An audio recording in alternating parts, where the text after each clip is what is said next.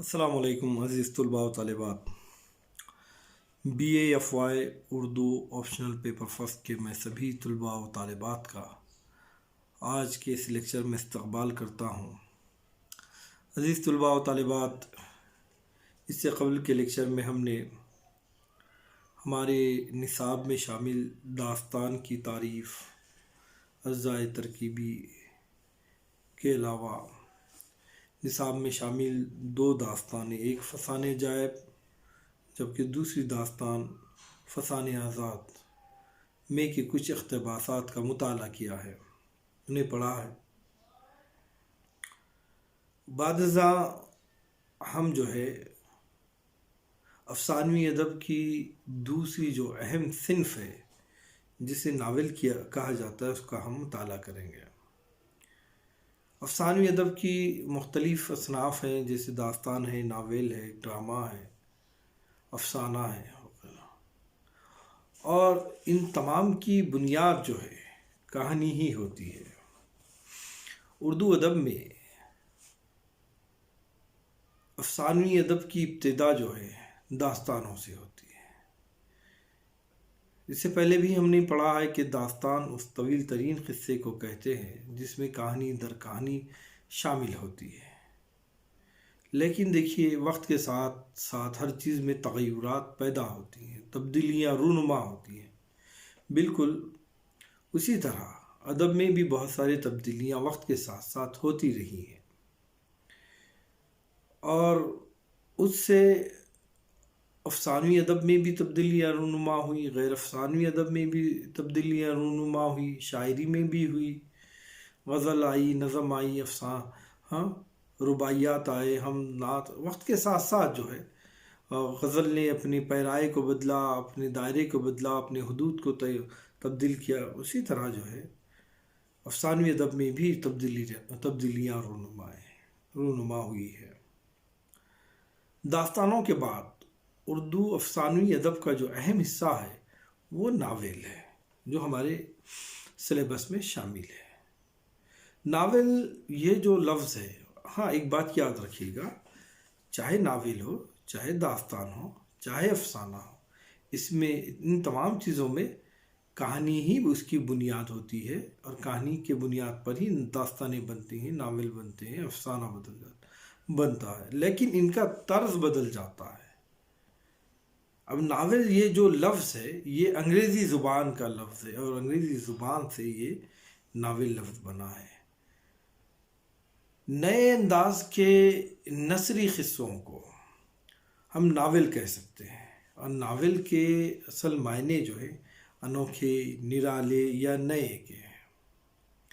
جب انگریزی میں بھی نئے انداز کے قصے لکھے گئے تو انہیں ناول کہا گیا۔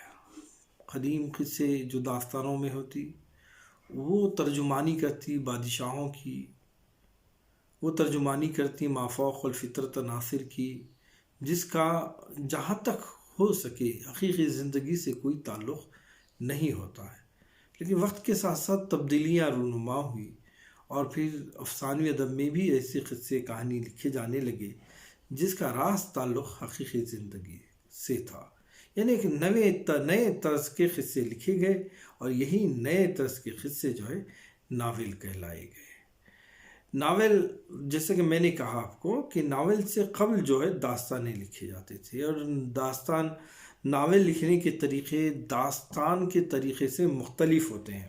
جیسے داستان میں مختلف قصے اور کہانیاں ہوتے ہیں،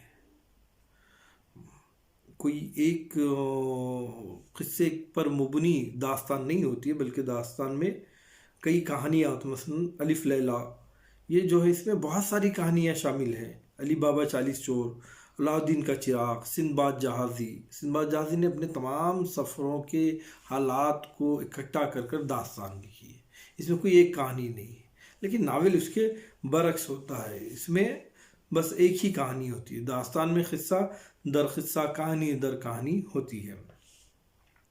اور ایک بات یہ ہوتی ہے کہ ناول میں پلاٹ ہوتا ہے، لیکن ہم دیکھتے ہیں کہ داستانوں میں ایسا کوئی پلاٹ نہیں ہوتا جو مختلف کہانیوں کو مربوط کر سکے۔ کہانیاں ہوتی ہیں داستانوں میں، لیکن الگ الگ کہانیاں شامل ہوتی ہیں۔ پلاٹ کا کام کیا ہوتا ہے؟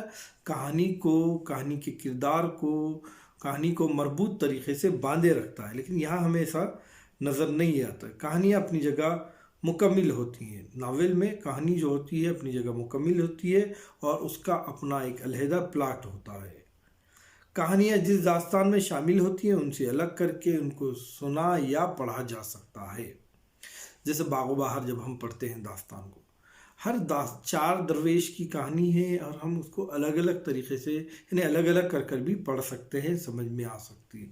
لیکن ناول اس کے برعکس ہوتا ہے، ناول میں ایک ہی کہانی ہوتی ہے شروع سے آخر تک، ایک ہی کردار، وہی کردار ہوتے ہیں جو ابتدا میں بتائے گئے تو آخر تک وہی کردار ہوتے ہیں۔ داستانوں میں کرداریں بھی بدلتے رہتے ہیں، ناول میں ایک ہی کہانی ہوتی ہے، لہذا اس کو ہم الگ الگ کر کے پڑھ نہیں سکتے۔ ہاں، داستان میں اور ایک چیز ہوتی ہے جو داستان کو سننے والے کو ایک قسم کی دلچسپی پیدا کرنے کا سامان فراہم کرتی ہے، اور وہ ہوتا ہے مافوق الفطرت عناصر۔ اس کے برعکس ناول میں اس قسم کی کوئی چیز شامل نہیں ہوتی، مافوق الفطرت عناصر کا شائبہ ہمیں جو ہے ناولوں میں نظر نہیں آتا ہے۔ مافوق الفطرت عناصر کسے کہتے ہیں؟ جن، شیاطین، پریاں، ایسی باتیں ناولوں میں شامل نہیں ہوتی، کیونکہ ناول جو ہوتا ہے وہ حقیقی زندگی کی ترجمانی کرتا ہے، حقیقی زندگی پر مبنی جو کہانیاں ہوتی ہیں وہ ناول میں لکھی جاتی ہیں، بالکل ایک نئے طرز سے۔ داستان کا ایک طرز تھا، ناول کا اپنا ایک الگ طرز ہوتا ہے، یہ 2 الگ الگ طرز ہیں۔ داستان کا الگ ہے، داستان میں قصہ در قصہ مافوق الفطرت عناصر ہیں، جبکہ ناول اس طرح نہیں ہوتا ہے، اس میں حقیقی زندگی کے باتیں شامل ہوتے ہیں، لہٰذا مافوق الفطرت عناصر اور محیر العقل واقعات کو ناول میں جگہ نہیں دی جا سکتی۔ محیر العقل کہتے ہیں عقل کو حیران اور دنگ کر دینے والی باتیں جو داستانوں میں شامل ہوتی ہیں۔ ہم دیکھتے ہیں کہ اجنات آ جاتے ہیں، شہزادے کو اٹھا کر کہیں سے کہیں لے کر چلے جاتی ہیں، پریاں آ کے رہنمائی کرتی ہیں، اچانک جانوریں بولنے لگتے ہیں، درختیں بولنے لگتے ہیں، اس قسم کی ایسی باتیں جس کو نہ تو ہم نے کبھی دیکھا ہے، نہ آنکھیں ہم نے کبھی دیکھا ہی نہیں ہے۔ جب یہ باتیں سنتے ہیں تو ہمارے عقل دنگ ہو جاتی ہے، اور یہ باتیں داستانوں میں شامل ہوتی ہیں۔ اس کے بالکل برعکس ناول میں اس قسم کی کسی بھی باتوں کی کوئی گنجائش نہیں ہوتی ہے۔ ناول میں شروع سے لے کر آخر تک ایک ہی کہانی اور ایک ہی پلاٹ ہوتا ہے، مافوق الفطرت عناصر نہیں ہوتے ہیں، کردار بھی ابتدا سے آخر تک ایک ہی ہوتے ہیں۔ ناول میں حقیقی اور واقعی حالات جو روزمرہ زندگی میں پیش آتے ہیں ان کو پیش کیا جاتا ہے، اس کے زبان و بیان میں بہت لچک اور وسعت ہوتی ہے۔ ناول بہت ہی وسیع صنف ادب ہے۔ ایک انگریزی ناول نگار جوزف کانراڈ نے ناول کو انسانی قوت اظہار کی آخری حد کہا ہے، اس لیے ناول کی جامع اور معنی تعریف نہیں ہو سکتی، لیکن بہت سارے لوگوں نے اپنی اپنی طرز سے، اپنے اپنے طریقے سے ناول کی تعریف پیش کی۔ ناول کی ایک تعریف کچھ اس طرح ہے کہ ناول انسانوں سے متعلق ہوتے ہیں، ناول کا تعلق انسانوں سے ہوتا ہے، اس لیے وہ ایسے احساسات، وہ جذبات ابھارتے ہیں جن سے ہم حقیقی دنیا میں دو چار ہوتے ہیں، یعنی اس کا تعلق حقیقی دنیا سے ہی ہوتا ہے۔ ناول کا بہت دور کی باتیں شامل اس میں نہیں کی جاتی ہیں۔ ناولوں میں واقعیت ہوتی ہے، اس کے نزدیک ناول حقیقی زندگی کا بھرپور اور صداقت شاعرانہ اظہار ہوتے ہیں۔ ناول حقیقی زندگی کا بھرپور اور صداقت شاعرانہ اظہار ہوتے ہیں۔ اب ایک بات تو یہ ثابت ہو گئی کہ ناول جو لکھے جاتے ہیں اس کا تعلق انسانی زندگی سے ہوتا ہے۔ داستانوں میں جو کہانیاں لکھی جاتی تھی اس کا تعلق صرف، یا اس کا مقصد صرف انسانوں کو مسرت پہنچانا، خوشی پہنچانا، وقت کا گزارا ہوتا، لیکن ناول اس کے برعکس ہوتے تھے، ناول انسانوں سے متعلق ہوتے ہیں، اسی لیے اس میں ایسے احساسات، وہ جذبات کو ابھارتے تھے جن سے حقیقی زندگی کا تعلق ہوتا ہے۔ ناول میں واقعیت بھی ہوتی ہے اور اس کے نزدیک ناول حقیقی زندگی کا بھرپور اور صداقت شاعرانہ اظہار ہوتا تھا۔ یہ ایک تعریف اس سے پہلے میں نے پڑھ لی۔ دوسری بات یہ ہے، دوسری ایک جگہ کلاریوڈ اس نے جو ہے ناول کی تعریف لکھتے ہوئے لکھا ہے کہ روزمرہ آنکھوں کے سامنے ہونے والے واقعات کو مانوس اور مربوط انداز میں پیش کرنے کا نام ناول ہے۔ دیکھیے بہت ہی آسان سی تعریف ہے، اس میں ایک بات واضح ہوتی ہے کہ انسانی زندگی سے متعلق ناول لکھے جاتے ہیں، اور ناول جو ہوتے ہیں وہ روزانہ ہماری آنکھوں کے سامنے ہزاروں واقعات ہوتے ہیں، ان واقعات میں سے کسی ایک واقعے کو مانوس اور مربوط انداز سے، بہت ہی خوبصورت انداز سے پیش کرنے کا نام ناول ہے۔ ناول کے اندر ایسے ہی جذبات، احساسات ابھارا جاتا ہے جیسا کہ انسان حقیقی دنیا میں ابھارتا ہے۔ تو بات تو یہ پتہ چل گئی کہ ناول کا تعلق حقیقی زندگی سے ہے۔ حقیقی زندگی میں رونما ہونے والے واقعات کو مربوط طریقے سے پیش کرنے کا نام جو ہے ناول ہے۔ اب ناول کے اجزاء ترکیبی بھی ہیں۔ ناول بہت ہی وسیع ترین صنف ہے، بہت خوبصورت صنف ہے۔ داستان کے بعد افسانوی ادب کی جو اصناف ہیں ان میں کافی اہمیت کی حامل ہے۔ اس کے جیسے کہ ہم نے دیکھا تھا اس سے قبل کہ داستان کے جو اجزاء ترکیبی ہیں اس میں کہانی، پلاٹ، کردار، ما فوق الفطرت، عناصر، مکالمے، زمان و مکان، بالکل اسی طرح سے ہی جو ہے ناول کے بھی جو ہے اجزاء ترکیبی ہیں، بس کچھ باتیں داستان سے ہٹ کر ہیں۔ ایک بات ہم یہ دیکھے تھے کہ اکثر داستانوں کے جو پلاٹ ہوتے ہیں وہ ڈھیلے ڈھالے ہوتے ہیں، مربوط نہیں ہوتے، اور اس کے برعکس ناول کا جو پلاٹ ہوتا ہے مربوط ہوتا ہے۔ کہانی پہلا دیکھیے، ناول کے 7 اجزاء ترکیبی ہیں۔ پہلا ہے کہانی، دوسرا ہے پلاٹ، تیسرا ہے کردار، چوتھا ہے مکالمے، پانچواں ہے پس منظر یا زمان و مکان، چھٹا ہے اسلوب، اور ساتواں ہے نقطہ نگاہ۔ اب کہانی تو داستانوں میں بھی ہوتی ہے اور ناول میں بھی ہے۔ فرق کیا ہے داستان اور ناول کا؟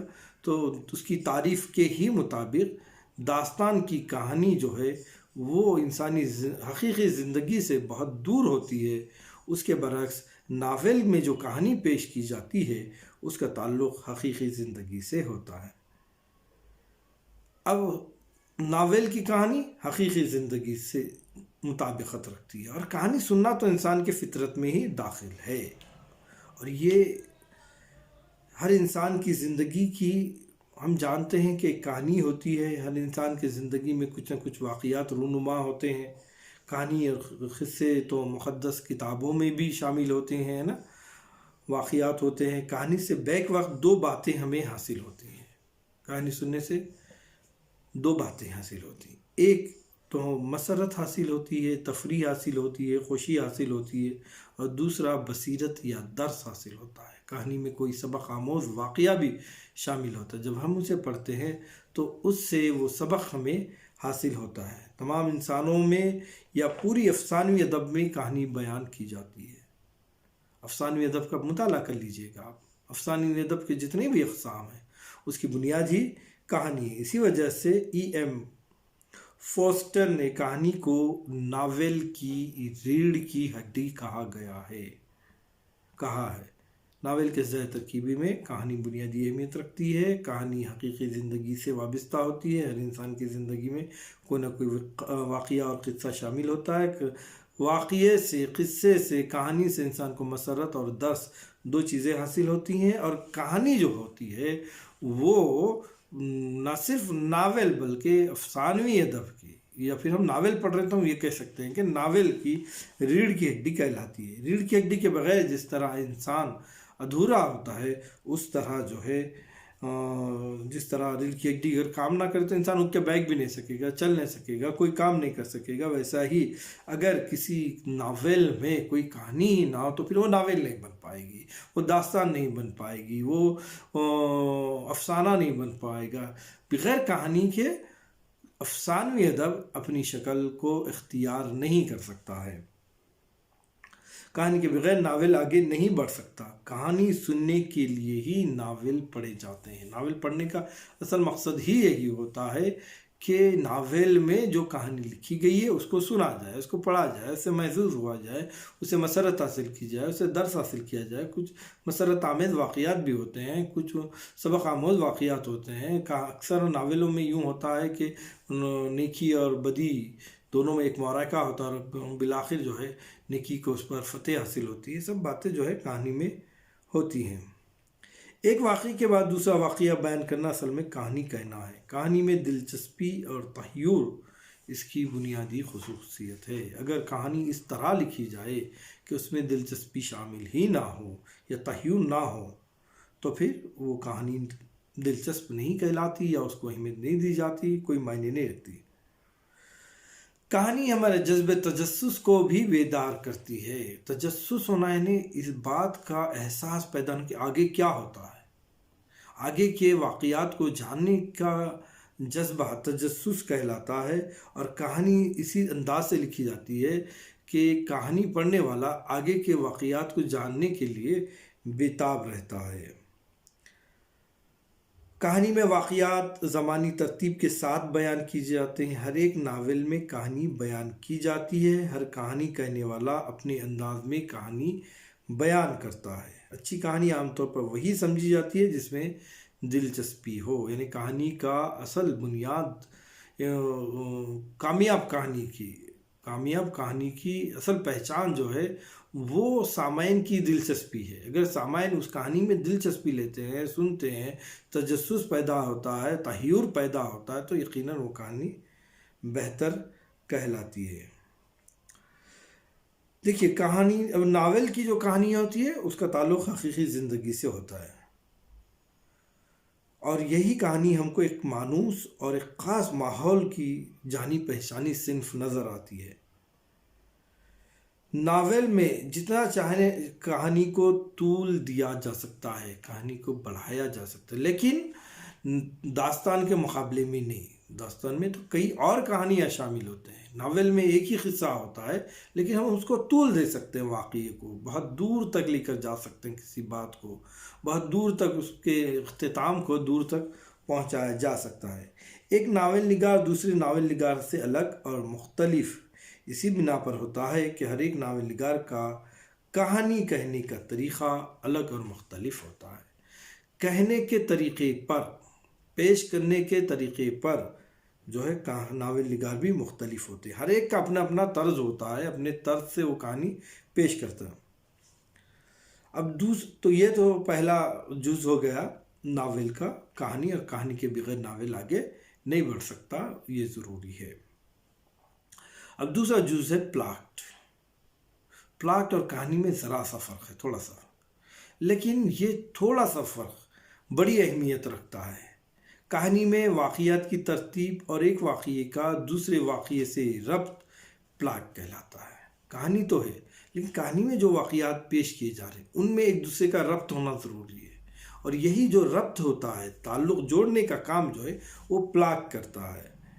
ایم فوسٹن نے بڑی خوبی سے اس فرق کو واضح کیا ہے۔ کیا کہتا ہے؟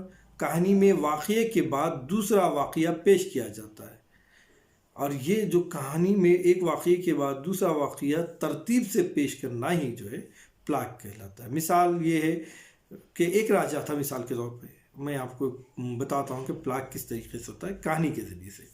ایک راجہ تھا، ایک رانی تھی، پہلے راجہ کا انتقال ہوا، پھر رانی کا انتقال ہوا۔ اس کہانی میں پلاٹ اس وقت ہوگا، اب یہ کہانی تو ہوگی، کیا کہانی؟ راجہ تھا، رانی تھی، راجہ مر گیا، پھر بعد میں رانی مر گئی۔ اب اس میں پلاٹ کس طریقے سے بناتے ہیں دیکھیے، ایک راجہ تھا، ایک رانی تھی، پہلے راجہ کا انتقال ہوا اور پھر رانی کا انتقال ہوا، اور راجہ کے انتقال کے صدمے سے، راجہ کے انتقال کے غم کی وجہ سے نڈھال ہو کر، پریشان ہو کر، اس کے غم کو برداشت نہیں کر رانی انتقال کر گئی۔ اسی پلاٹ کو، اب یہ تو ہوگا پلاٹ، یعنی رانی کس طرح مری، یہ رانی کا راجہ کا مرنا ایک دوسرے سے مربوط کر پلاٹ کے ذریعے سے پیش کیا گیا۔ پلاٹ کو بھی ہم پراسرار بنا سکتے ہیں اور بھی اس میں دلچسپی بنا سکتے ہیں۔ کیسا؟ اگر جیسے میں نے آپ کو ابھی یہ کہانی کہی، اب اس کو یوں کہا جائے، راجہ کا انتقال ہوا، پھر رانی کا انتقال ہوا، لیکن یہ کوئی نہیں جانتا تھا کہ رانی کا انتقال کیوں ہوا۔ لوگوں نے جب اس کی جستجو کی، اس کی تحقیق کی، تو یہ راز کھلا کہ رانی اپنے راجا کے انتقال کو برداشت نہیں کر سکی اور اسی صدمے کے سبب اور اسی غم میں وہ انتقال کر گئی۔ اس طرح پراسراریت باتیں شامل کر کے پلاٹ کو پیچیدہ بنایا جا سکتا تھا۔ راجا تھا، رانی تھی، کہانی ہوگی، دونوں مر گئے، کہانی ختم۔ راجا تھا، پھر وہ کیوں، رانی تھی، رانی بھی مری، راجا بھی مرا، کس طرح مرا، اس میں تھوڑی سی بات پلاٹ پیش کر دی، پلاٹ بن گیا۔ پراسراریت، کیوں مرا، کیا وجہ تھی، رانی کیوں مری راجا کے بعد، کیا راجا زہر دے کے مارا، لوگوں نے جستجو کی۔ یہ پراسراریت جو ہے پلاٹ کو اور بھی دلچسپ اور پیچیدہ بنا دیتا ہے۔ پلاٹ کو پیچیدہ بنا، یعنی سادہ پلاٹ کے بھی دو قسمیں ہوتے ہیں، ایک سادہ پلاٹ ہوتا ہے، ایک دوسرا پیچیدہ پلاٹ ہوتا ہے۔ ناول میں پلاٹ کی ترتیب و تنظیم کی بڑی اہمیت ہوتی ہے۔ کہانی اور زندگی کی پیشکش کے لحاظ سے پلاٹ مختلف طور پر مرتب اور منتظم کرتے ہیں۔ پلاٹ جتنا گتا ہوا اور مربوط ہوگا، اسی قدر وہ اچھا ہوگا۔ سیدھی سادی کہانی کو کوئی بھی پسند نہیں کرتا۔ آدمی تھا، آیا، بیٹھا، کھایا پیا، سو گیا، مر گیا، یہ کوئی کہانی نہیں ہوئی۔ کہانی تو ہوگی، اگر اس میں پلاٹ نہ ہو، کہاں سے آیا، کیا کھایا، کیسا مر گیا، کیوں سویا تھا، کیا واقعہ ہوا، گتا ہوا ہونا چاہیے پلاٹ، تب کہیں جا کر وہ اچھا سمجھا جاتا ہے۔ انگریزی اور مغربی ناولوں سے جب واقعات بڑھی، واقفیت بڑھی، تو ہمارے ناول نگاروں نے بھی بہت اچھے پلاٹ لکھنا شروع کیا۔ خود نذیر احمد کے ناولوں میں ان کے جو ابتدائی دو ناول ہیں، یعنی میرات العروس، بنات النعاش میں اچھا پلاٹ نہیں ملتا، لیکن بعد میں جیسے جیسے انہوں نے ناول لکھنا شروع کیا تو ان کے ناولوں میں بہتر پلاٹ ملتا گیا۔ رتن ناتھ سرشار کا جو ہم نے ایک داستان پڑھی تھی یا پھر ناول جو بھی ہے، ان میں بھی ڈھیلے ڈھالے پلاٹ ہے، لیکن بعد میں ان کے دیگر اور کہانیوں میں جو ہے اچھے پلاٹ مل جاتے ہیں۔ بہرکیف تو دو اہم جز ہو گئے، ایک تو کہانی اور دوسرا پلاٹ۔ ناول حقیقی ان زندگی سے وابستہ کہانیوں کو ناول میں پیش کیا جاتا ہے، اور ناول کے 7 اجزاء ترکیبی ہیں، پہلا کہانی ہے اور دوسرا پلاٹ۔ بقیہ اجزاء ترکیبی انشاءاللہ ہم دوسرے لیکچر میں پڑھیں گے۔ آج کے لیے اتنا کافی ہے، بہت بہت شکریہ، اللہ حافظ۔